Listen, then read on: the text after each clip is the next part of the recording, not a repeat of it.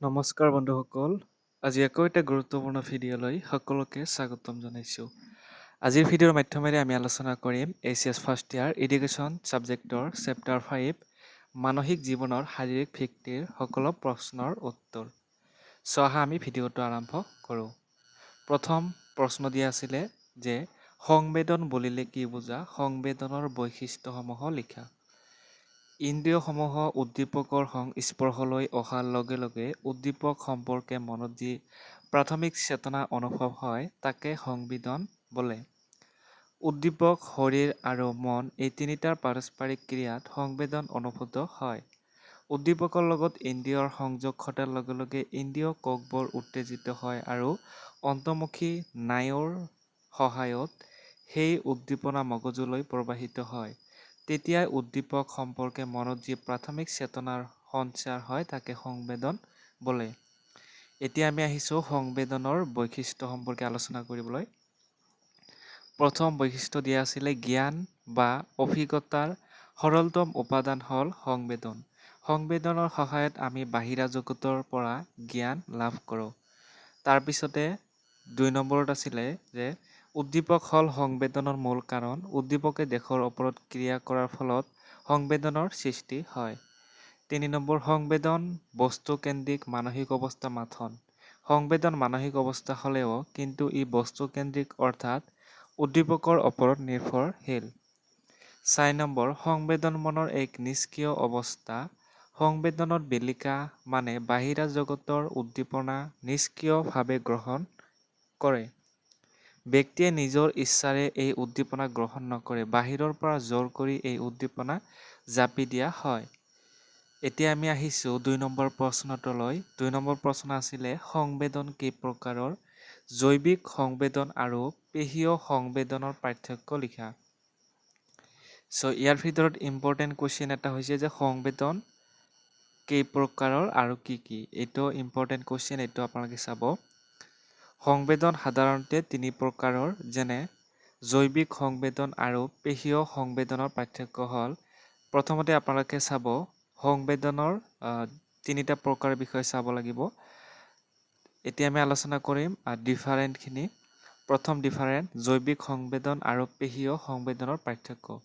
১ number পাকস্থলীৰ পেশীসমূহৰ ক্ৰিয়া প্ৰক্ৰিয়া আৰু দৈহিক পৰিৱৰ্তনৰ ফলত জৈৱিক সংবেদনৰ সৃষ্টি হয়। আনহাতে মাংসপেশী আৰু তন্ত্ৰসমূহৰ ক্ৰিয়া প্ৰতিক্ৰিয়াই স্নায়ুকোষ আৰু বাহসমূহত এক উদ্দীপনাৰ সৃষ্টি কৰে। তাকে পেশীয় সংবেদন বুলি কোৱা হয়। দ্বিতীয়তে আছে জৈৱিক সংবেদনসমূহ আভ্যন্তৰীণভাৱে সৃষ্টি হয়, কিন্তু পেশীয় সংবেদনসমূহ বাহ্যিকভাৱে প্ৰকাশ পায়। ৩ নম্বৰ জৈৱিক সংবেদনৰ উদাহৰণ হ'ল ক্ষুধা আৰু তৃষ্ণা, আনহাতে পেশীয় সংবেদনৰ উদাহৰণ হ'ল খোজ কঢ়া, কাম কৰা আদি। সংবেদন কাক বোলে? সংবেদন বিভিন্ন স্তৰৰ যোগেদি কেনেকৈ গঠন হয়? সংবেদনৰ স্তৰসমূহৰ বিষয়ে আমি আলোচনা কৰিম। ১ নম্বৰ প্ৰভেদ নিৰূপণ বা পৃথকীকৰণ। যেতিয়া আমাৰ এক বিশেষ সংবেদন অনুভূত হয় তেতিয়া আমি তাক অন্য সংবেদনাত্মক অনুভূতিৰ পৰা পৃথক কৰিবলৈ বোধগম্য কৰোঁ। দ্বিতীয়তে সাদৃশ্যকৰণ, অৰ্থাৎ যিকোনো এটা বস্তুৰ লগত আনটো বস্তু মিল থকা। অতীতৰ লাভ কৰা পৰিচিত সংবেদনাত্মক অনুভূতিৰ তুলনা কৰি বা সাদৃশ্যকৰণৰ যোগেদি সংবোধন কৰি উঠে বা গঢ়ি উঠে। মানুহৰ বা চিনাকি বন্ধুৰ কণ্ঠস্বৰ পৃথকীকৰণৰ যোগেদি উপলব্ধি কৰা হয়। তৃতীয়তে আছে আনুষংগ আৰু পুনৰুদ্ভাৱন। অতীত অভিজ্ঞতা বা ঘটনাৰ পুনৰুদ্ভাৱন আৰু ভাৱৰ অনুষংগৰ যোগেদি সংবোধন গঢ়ি উঠে। নেমুটেঙা দেখি প্ৰথমতে মোৰ সংবেদনাত্মক অনুভূতি হ'ল, তাৰপিছত তাৰ সোৱাদ ল'লোঁ। পিছত নেমুটেঙা দেখিলে আগৰ টেঙা খোৱা অভিজ্ঞতা মনত পৰিব, অৰ্থাৎ খোৱাৰ অতীত অভিজ্ঞতা পুনৰ স্মৰণ কৰা হ'ব। তাৰপিছতে ৪ নম্বৰ বাস্তৱকৰণ আৰু স্থান নিৰূপণ। ৫ নম্বৰ বিশ্বাস আৰু ৪ নম্বৰ প্ৰশ্নটো দিয়া আছে সংবেদন আৰু সংবোধনৰ সম্পৰ্ক বুজাই লিখা।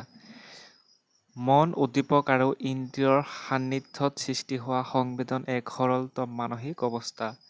সংবেদনক ব্যাখ্যা কৰিলে সংগঠনক পৰিণত হয়। গতিকে দেখা যায় যে দুয়োটাৰে মাজত ঘনিষ্ঠ সম্পৰ্ক আছে।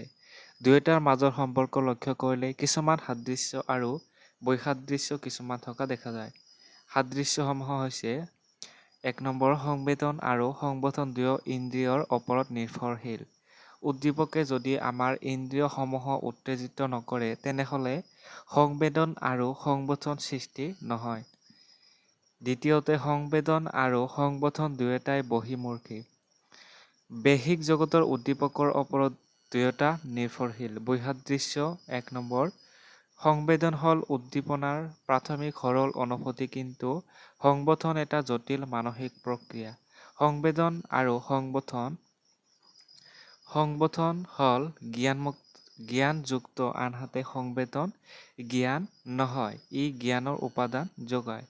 সংবেদন নিষ্ক্ৰিয় আনহাতে সংগঠন সক্ৰিয় প্ৰক্ৰিয়া। সংগঠনৰ ক্ষেত্ৰত কেৱল উত্তেজনা গ্ৰহণ কৰা হয়, কিন্তু সংবেদনৰ বেলিকা মনোযোগ ইচ্ছা আদিৰে উত্তেজনাক ব্যাখ্যা কৰা হয়। তাৰপিছতে ৪ নম্বৰটো চাব, ৫ নম্বৰ প্ৰশ্নলৈ আমি আগবাঢ়িছোঁ। সৎ প্ৰত্যক্ষ কাক বোলে? শিক্ষকে সৎ প্ৰত্যক্ষৰ যোগেদি কেনেকৈ শিক্ষণ প্ৰক্ৰিয়া সফল কৰি তুলিব পাৰে লিখা। সংগঠনৰ উন্নতি মানসিক স্তৰকে সৎ প্ৰত্যয়ন বোলে। পূৰ্বৰ জ্ঞান অভিজ্ঞতা সুসংবদ্ধ হোৱাৰ পিছত আমাৰ মনত এটা সাধাৰণ ধাৰণা গঢ়ি উঠে, তাকে সৎ প্ৰত্যয়ন বোলে। যেনে মানুহ, গৰু, মেকুৰী, সূৰ্য আদিৰ বিষয়ে এক সুসংবদ্ধ ধাৰণা গঢ় লৈ উঠে। সৎ প্ৰত্যয়ন গঠন হৈছে এক ক্ৰমবৰ্ধমান প্ৰক্ৰিয়া।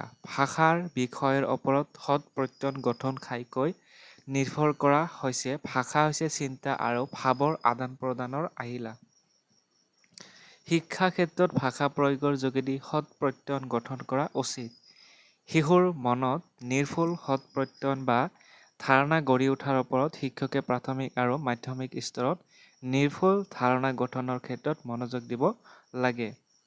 এইখিনি বাকী এনচাৰখিনি চাই ল'ব। তাৰপিছতে আমি নেক্সট প্ৰশ্নলৈ আগবাঢ়িছোঁ। 6 নম্বৰ প্ৰশ্নটো দিয়া আছিলে যে ইন্দ্ৰিয়সমূহেই হৈছে জ্ঞান আহৰণৰ দুৱাৰমুখ। কোনে কি প্ৰসংগত এই কথাষাৰ কৈছিল ব্যাখ্যা কৰা। এইটো চাব, ইন্দ্ৰিয়সমূহেই হৈছে জ্ঞান আহৰণৰ দুৱাৰমুখ কথাষাৰ ৰুছোৱে কৈছিল।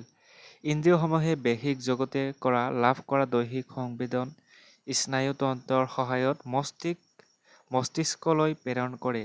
লগে লগে মস্তিষ্ক সক্ৰিয় হৈ উঠে আৰু মানসিক ক্ৰিয়া আৰম্ভ হয় আৰু আমি জ্ঞান গ্ৰহণ কৰা ইন্দ্ৰিয়সমূহকে গ্ৰহণেন্দ্ৰিয় বুলি কোৱা হয়। চকু, কাণ, নাক, জিভা, ছাল হৈছে আমাৰ প্ৰধান ইন্দ্ৰিয়। ইন্দ্ৰিয়সমূহৰ প্ৰত্যেকৰে বেলেগ বেলেগ উদ্দীপক আছে, সেইবাবে আমাৰ সংবেদনাত্মক অনুভূতি বেলেগ হয়। আপোনালোকে প্ৰথমতে চাব যে ইন্দ্ৰিয় মানে কি। ইন্দ্ৰিয় মানে হৈছে আমাৰ শৰীৰৰ ভিতৰত কিছুমান অংগ পতংগৰ কথা কোৱা হৈছে। যেনে প্ৰথমটো আছে চকু আছে, দ্বিতীয়তে কাণ, তাৰপিছতে নাক, তাৰপিছতে জিভা আৰু ছাল। আমি জনামতে 5টা ইন্দ্ৰিয় আছে আৰু এই 5টা ইন্দ্ৰিয় ইয়াতে কৈ দিছে যে বেলেগ বেলেগ অনুভূতি হয়। কিয় বেলেগ বেলেগ অনুভূতি হয়? কাৰণ চকুৰে আমি চাব পাৰোঁ। যিটো বস্তু আমি চাওঁ এইটো ভাল বেয়া আমি চকুৰে চাব পাৰোঁ। আনহাতে কাণেৰে আমি শুনিব পাৰোঁ, ভাল কথা শুনিব পাৰোঁ, বেয়া কথা শুনিব পাৰোঁ। কোনো এটা বেয়া শব্দ শুনিলে আমি গম পাওঁ যে এইটো বেয়া শব্দ, এইটো আমাৰ কাণত লাগিছে। তাৰপিছতে অৰ্থাৎ বেলেগ বেলেগ আমাৰ শৰীৰত অনুভূতি হয়। সেইকাৰণে বেলেগ বেলেগ অনুভূতিৰ কথা কোৱা হৈছে। তাৰপিছতে যদি আমি নাকৰ কথা কওঁ, নাকেৰে আমি বেলেগ বেলেগ গন্ধ বা ভাল গন্ধ আমি চিনাক্ত কৰিব পাৰি।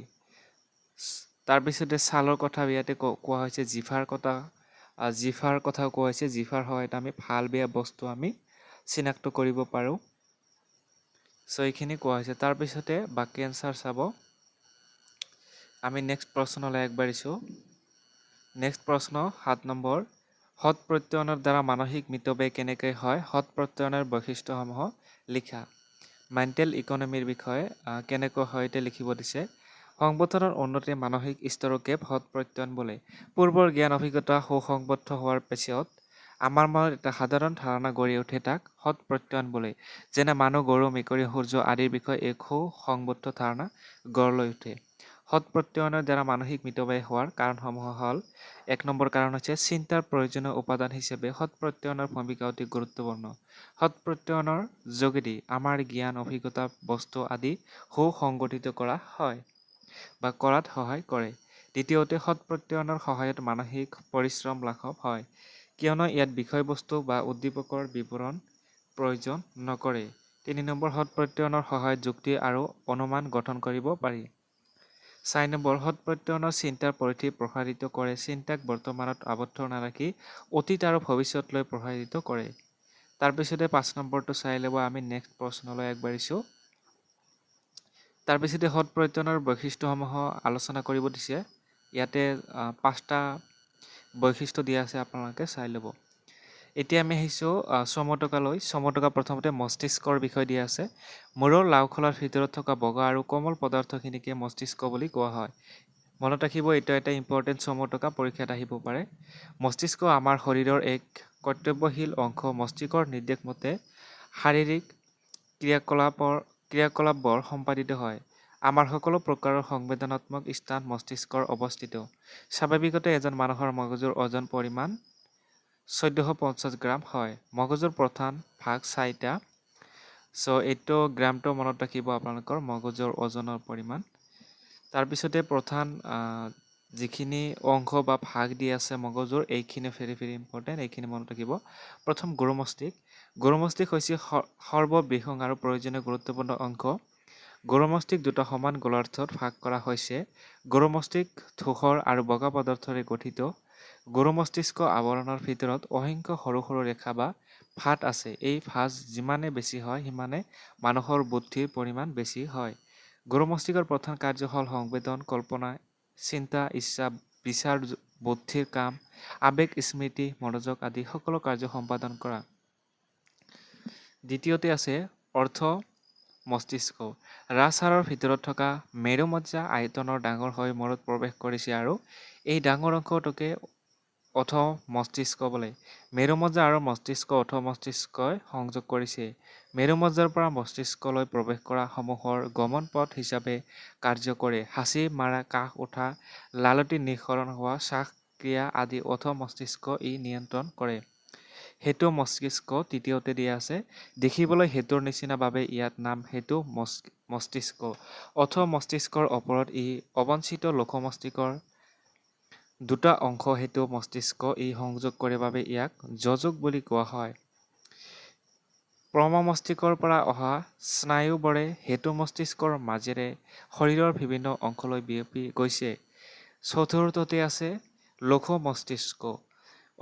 অৰ্থ মস্তিষ্কৰ ওপৰত ভাগত আৰু প্ৰম মস্তিষ্কৰ পিছপিনে থকা অংশটোকে লঘু মস্তিষ্ক বোলে।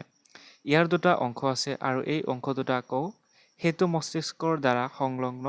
দৈহিক সংগতি সাধন, দৈহিক ক্ষমতা ৰক্ষা কৰা আৰু মাংসপেশীসমূহক সক্ৰিয় কৰি সিহঁতৰ মাজত সামঞ্জস্য স্থাপন কৰা লঘু মস্তিষ্কৰ প্ৰধান কাৰ্য। খোজ কঢ়া, কথা কোৱা আদি অভ্যাস সিদ্ধ কামবোৰ নিয়ন্ত্ৰণ কৰাটো লঘু মস্তিষ্কৰ এক গুৰুত্বপূৰ্ণ কাৰ্য। ৫ নম্বৰ মধ্য মস্তিষ্ক দিয়া আছে, এইখিনি চাব।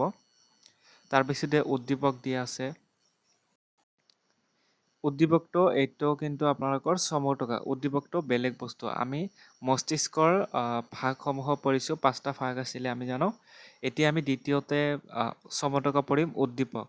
বাহ্য জগতৰ বা বাহ্যিক জগতৰ বিভিন্ন বস্তু বা অৱস্থাৰ দ্বাৰা আমাৰ সংবেদনাত্মক অনুভূতি হয়। এইবিলাকৰ কিছুমানে আমাৰ মনোযোগ আকৰ্ষণ কৰে আৰু আন কিছুমানৰ প্ৰতি আমি আকৰ্ষিত নহওঁ। যিবিলাক বস্তু বা অৱস্থা বিশেষে আমাৰ ইন্দ্ৰিয়সমূহক উত্তেজিত কৰি প্ৰতিক্ৰিয়া সৃষ্টি কৰিব পাৰে, সেইবিলাক বস্তু বা অৱস্থা বিশেষকৈ উদ্দীপক বুলি কোৱা হয়। আমাৰ জ্ঞান ইন্দ্ৰিয়সমূহৰ প্ৰত্যেকৰে ভিন্ন ভিন্ন উদ্দীপক আছে। উদ্দীপকে আমাৰ শৰীৰৰ বিভিন্ন জ্ঞান ইন্দ্ৰিয়ক উত্তেজিত কৰি সেই উদ্দীপনাক সংবেদনাত্মক স্নায়ুৰ সহায়ত মগজুলৈ প্ৰেৰণ কৰে।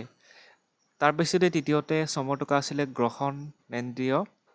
ইন্দ্ৰিয়সমূহে বাহ্যিক জগতৰ পৰা বিভিন্ন জ্ঞান সংগ্ৰহ বা গ্ৰহণ কৰা মস্তিষ্কলৈ প্ৰেৰণ কৰে আৰু আমি জ্ঞান গ্ৰহণ কৰা ইন্দ্ৰিয়সমূহকে গ্ৰহণেন্দ্ৰিয় বুলি কোৱা হয়। চকু, কাণ, নাক, জিভা, ছাল হৈছে আমাৰ প্ৰধান ইন্দ্ৰিয়।